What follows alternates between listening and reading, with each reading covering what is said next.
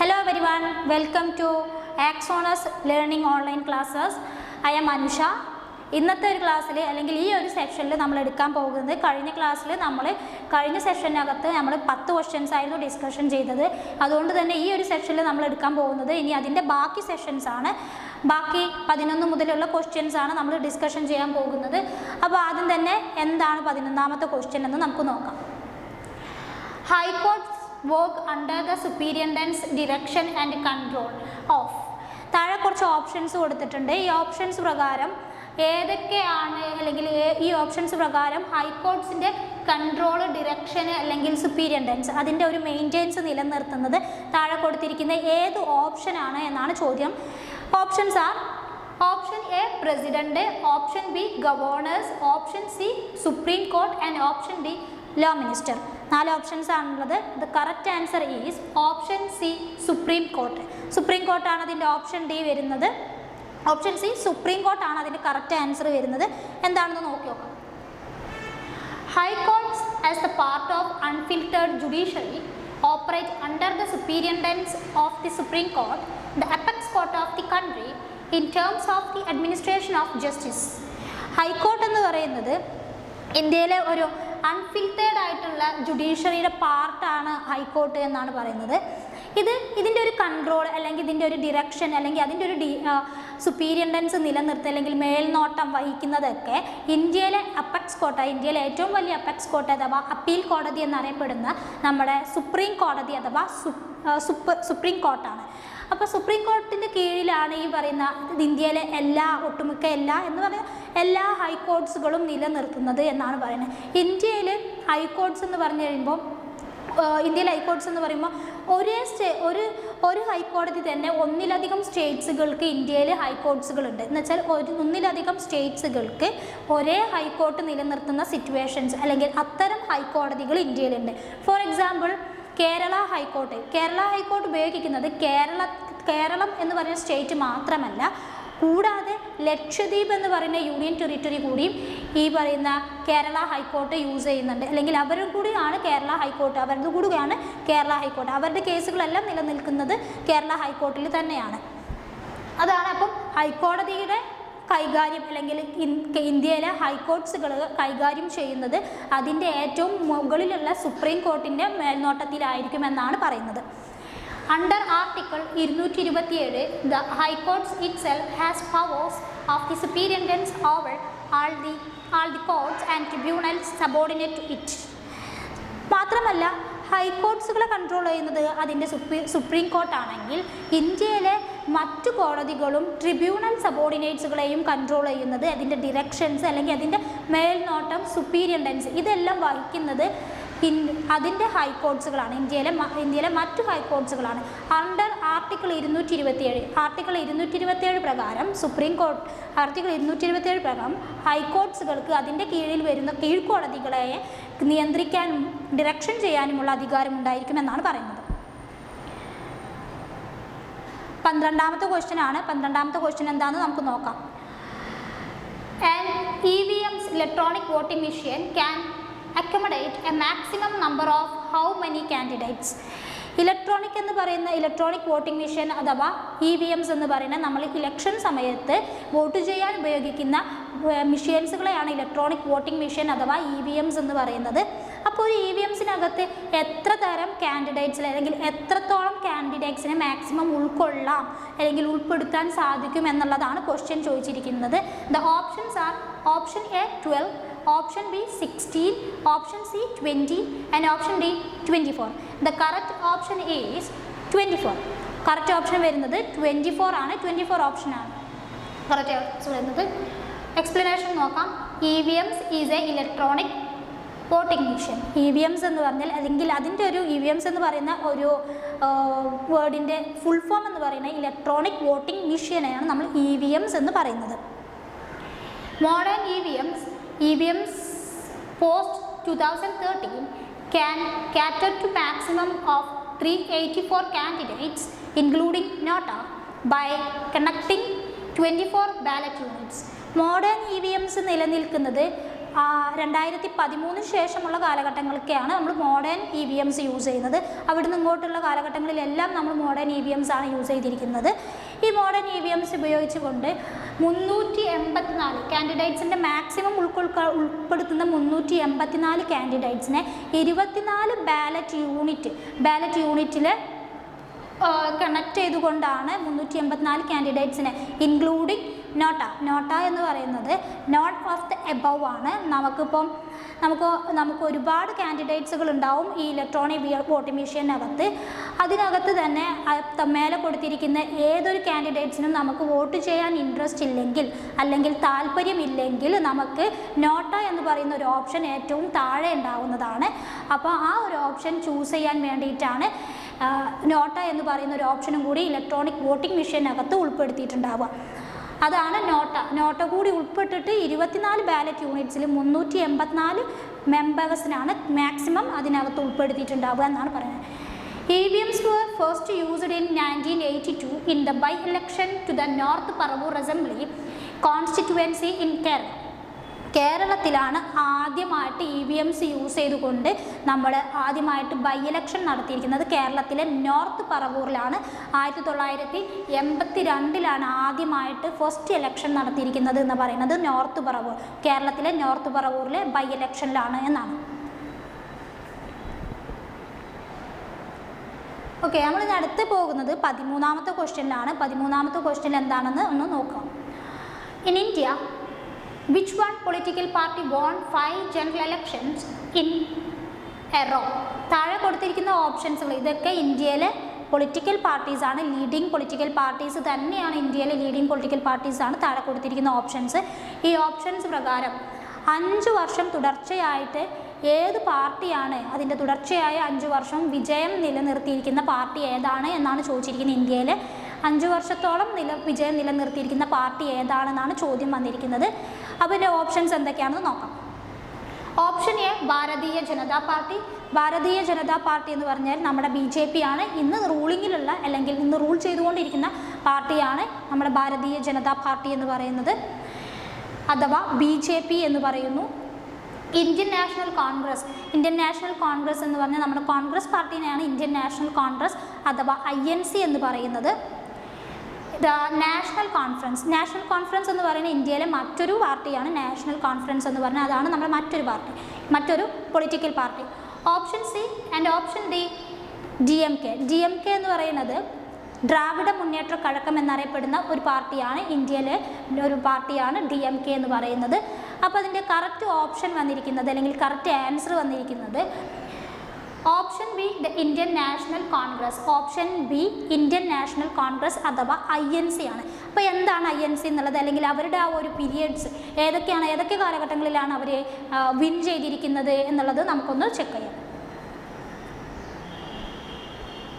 The Indian National Congress Party under the leadership of Jawaharlal Nehru won the first 5 consecutive Lok Sabha general elections after independence: 1952, 1957, 1962, 1967 and 1971.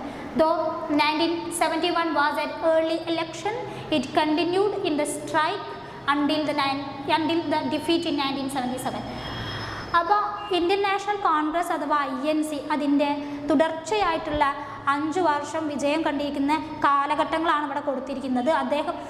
ആ ഒരു കാലഘട്ടത്തിൽ ഉണ്ടായിരുന്ന ആ ഒരു leadership, INCൻ്റെ leadership നിലനിർത്തിയിരുന്നത് നമ്മുടെ ആദ്യത്തെ പ്രൈം മിനിസ്റ്റർ ആയിരുന്ന ജവഹർലാൽ നെഹ്റു ആയിരുന്നു.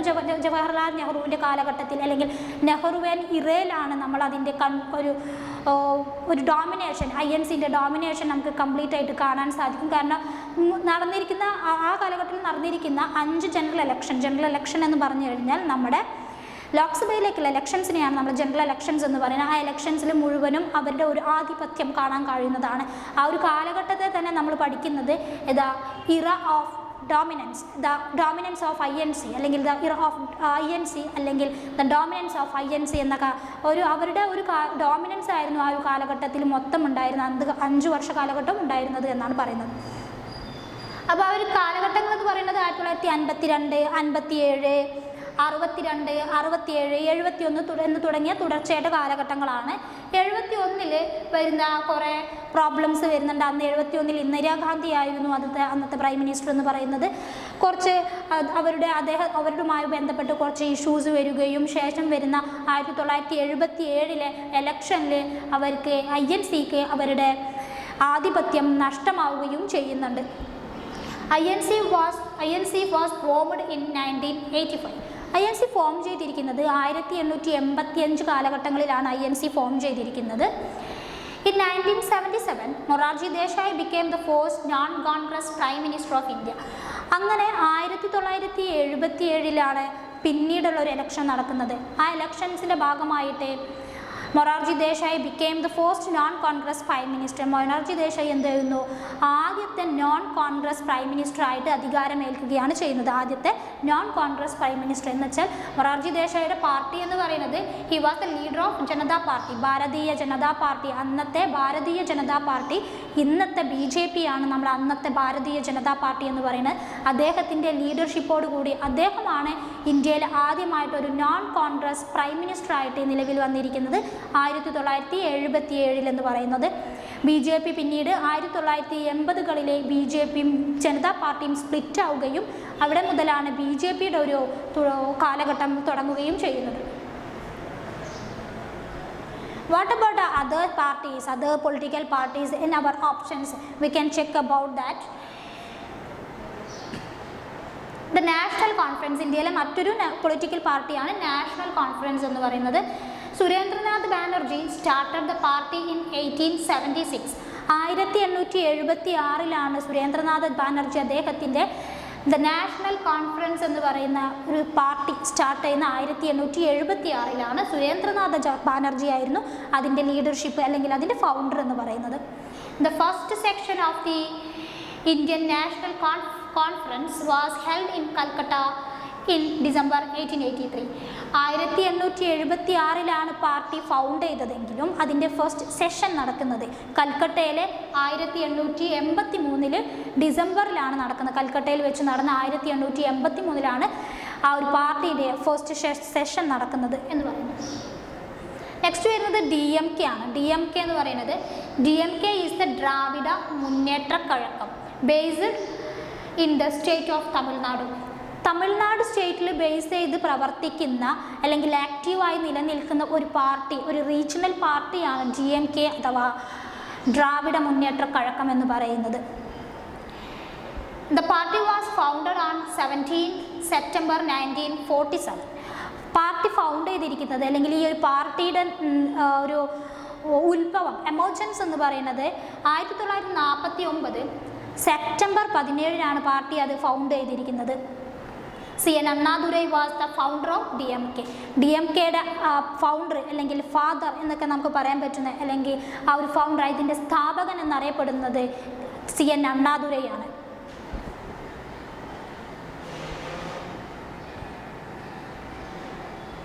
ഓക്കെ, നമ്മൾ അടുത്ത ക്വസ്റ്റ്യനിലേക്ക് പോവുകയാണ്. 14ാമത്തെ ക്വസ്റ്റ്യൻ ആണ്. 14ാമത്തെ ക്വസ്റ്റ്യൻ എന്താണെന്ന് ചെക്ക് ചെയ്യാം. Which of the following is a regional party of Haryana? ഹരിയാനയിലെ റീജിയണൽ പാർട്ടി ഏതാണ്? താഴെ കുറച്ച് ഓപ്ഷൻസ് കൊടുത്തിട്ടുണ്ട്, കുറച്ച് റീജിയണൽ പാർട്ടീസിൻ്റെ ഓപ്ഷൻസ് കൊടുത്തിട്ടുണ്ട്. അപ്പോൾ താഴെ കൊടുത്തിരിക്കുന്ന പാർട്ടിയിൽ ഏതാണ് ഹരിയാനയുടെ റീജിയണൽ പാർട്ടി എന്ന് നോക്കാം. ഹരിയാന എന്ന സ്റ്റേറ്റിൻ്റെ റീജിയണൽ പാർട്ടി ഏതാണെന്ന് നോക്കാം. ഓപ്ഷൻ എ തെലുങ്കുദേശം അഥവാ തെലുങ്കുദേശ പാർട്ടിയാണ്. And option B all India party hill leaders conference. Option C Shiv Sena. Option D Indian national Lok Dal എന്നാണ്. The correct answer is the option D Indian national Lok Dal.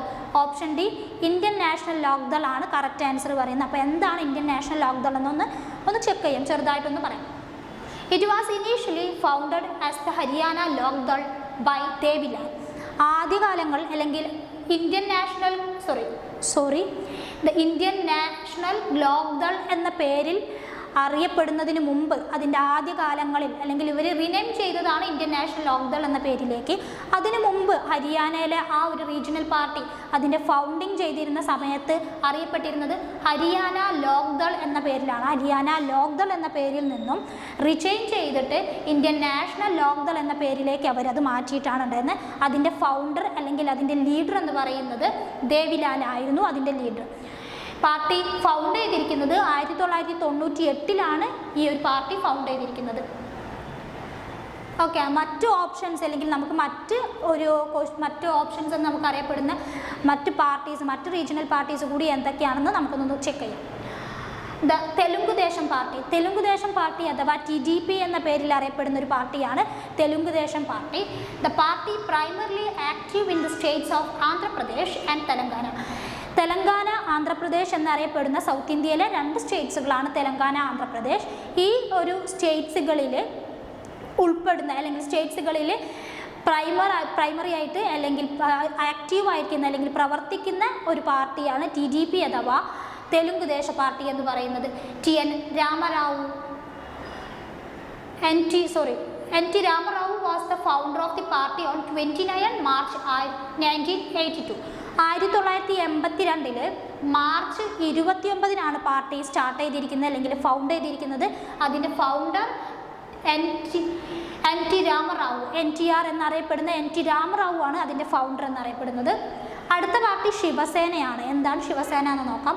Shiv Sena was the conservative Marathi regionalist Hindutva based political party in India. ഇന്ത്യയിലെ ഒരു ഈ റീജിയണലിസ്റ്റ് ആയിട്ടുള്ള അല്ലെങ്കിൽ Hindutva based ആയിട്ടുള്ള ഒരു Marathi Hindutva based ആയിട്ട് നിലനിൽക്കുന്ന ഒരു പാർട്ടിയാണ് ശിവസേന എന്ന് പറയുന്നത്. It was founded in 1966 by Bal Thackeray who was the later succeed by the Uddhav തെക്കറെ.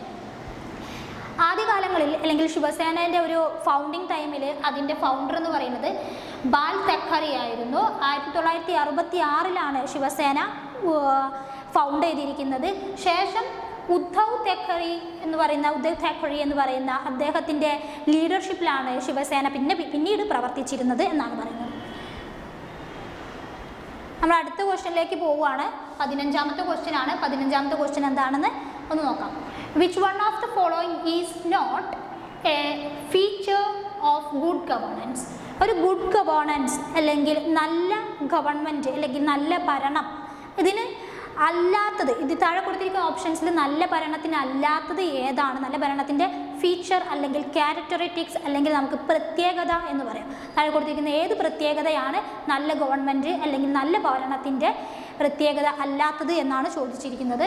The options are: option A people caring administration, ജനങ്ങൾ എന്ത് ചെയ്യുന്നു, അഡ്മിനിസ്ട്രേഷൻ അല്ലെങ്കിൽ ഒരു ഭരണം ജനങ്ങളെ സേവിക്കുന്നതിന് വേണ്ടി മാത്രം നിലനിൽക്കുന്നതാണ് അഡ്മിനിസ്ട്രേഷൻ അല്ലെങ്കിൽ ഭരണം എന്ന് പറയുന്നത്. Option B corruption free government. ആ ഒരു ഗവൺമെൻറ്റിനകത്ത് അല്ലെങ്കിൽ ഗുഡ് ഗവർണൻസിനകത്ത് എന്തുണ്ടാവില്ല, ഒരു കറപ്ഷൻ ഉണ്ടാവില്ല, അവിടെ ഫ്രീ ആയിരിക്കും, കറപ്ഷൻ ഫ്രീ ഗവൺമെൻറ് ആയിരിക്കും നിലനിൽക്കുക. Option C absolute powers to administrator. Option C പറയുന്നത് അബ്സല്യൂട്ട് പവേഴ്സ് ടു അഡ്മിനിസ്ട്രേഷൻ്റെ അല്ലെങ്കിൽ ഭരണത്തിൻ്റെ കംപ്ലീറ്റ് ഭരണം, കംപ്ലീറ്റ് പവർ അവരുടെ കയ്യിലായിരിക്കും എന്നാണ് പറയുന്നത്.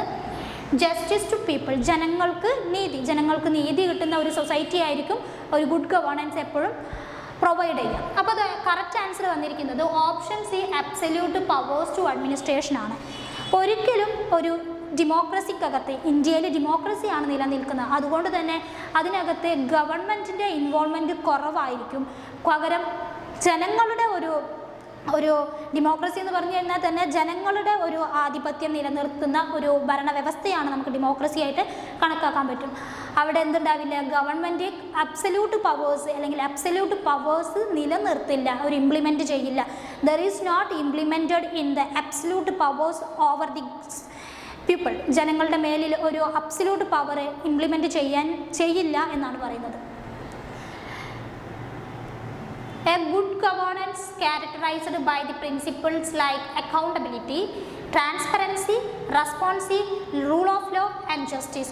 ഒരു ഗുഡ് ഗവേണൻസ്, നല്ല ഭരണത്തിൻ്റെ ഒരു ഫീച്ചേഴ്സ് എന്ന് പറയുന്നത് പ്രധാനമായിട്ടും അക്കൗണ്ടബിലിറ്റി ഉണ്ടായിരിക്കും. അക്കൗണ്ടബിലിറ്റി എന്ന് പറഞ്ഞു കഴിഞ്ഞാൽ ഉത്തരവാദിത്ത ബോധമുള്ള ഒരു ഗവൺമെൻറ് ആയിരിക്കും, ജനങ്ങളോട് എപ്പോഴും ഉത്തരവാദിത്ത ബോധം നിലനിർത്തുന്ന ഒരു ഗവൺമെൻറ് ആയിരിക്കും ഉണ്ടാകുക.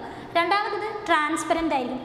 ജനങ്ങളുടെ എല്ലാ കാര്യങ്ങളും അവരെന്ത് ചെയ്യുന്നു, ഗവൺമെൻറ്റിൻ്റെ അടുത്ത് നിന്നുള്ള എല്ലാ കാര്യങ്ങളും ട്രാൻസ്പെറൻ്റ് ആയിട്ട് തുറന്ന രീതിയിലായിരിക്കും ഗവൺമെൻറ് പ്രവർത്തിക്കുക. മൂന്നാമത് റെസ്പോൺസീവ്നെസ് ആണ്. ഗവൺമെൻറ് എപ്പോഴും ജനങ്ങളുടെ അവരുടെ സിറ്റിസൻസിൻ്റെ കാര്യത്തിൽ റെസ്പോൺസീവ് ആയിരിക്കണം.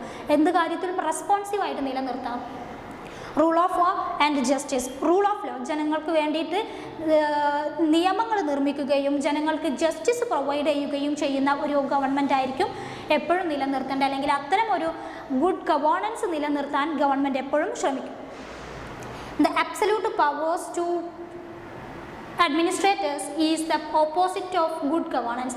ഗുഡ് ഗവേണൻസിൻ്റെ ഓപ്പോസിറ്റാണ് എപ്പോഴും ഈ പറയുന്ന option, absolute powers of to administration എന്ന് പറയുന്ന ഓപ്ഷന് ജനങ്ങളുടെ അല്ലെങ്കിൽ ഒരു നല്ല ഗവൺമെൻറ്റിൻ്റെ നല്ല ഭരണത്തിൻ്റെ ഓപ്പോസിറ്റായിട്ട് എഗെയിൻസ്റ്റ് ആയിട്ട് നിലനിൽക്കുന്ന ഒരു പ്രിൻസിപ്പിളാണ്. അതുകൊണ്ട് തന്നെ ഈ ഓപ്ഷൻ ഇതിനകത്ത് തെറ്റായി വന്നത്.